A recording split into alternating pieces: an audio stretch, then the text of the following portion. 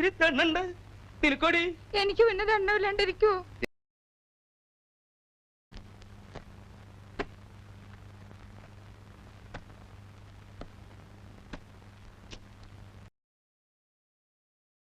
അപ്പോ സമാധാനപരമായിട്ട് ഇത് തീരില്ല.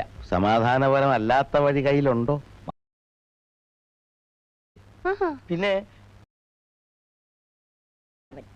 തിളയ്ക്കുന്ന വെളിച്ചെണ്ണയിൽ കൈ മുക്കി ഞാൻ പറയാം, അയാളല്ല ഇയാള്, ഇയാളല്ല അയാള്.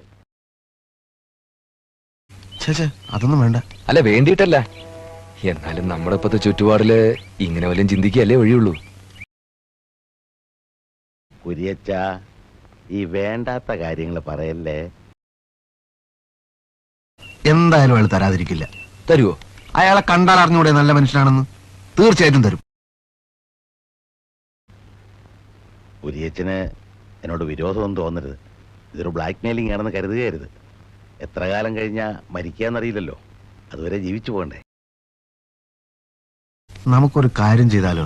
എന്താ?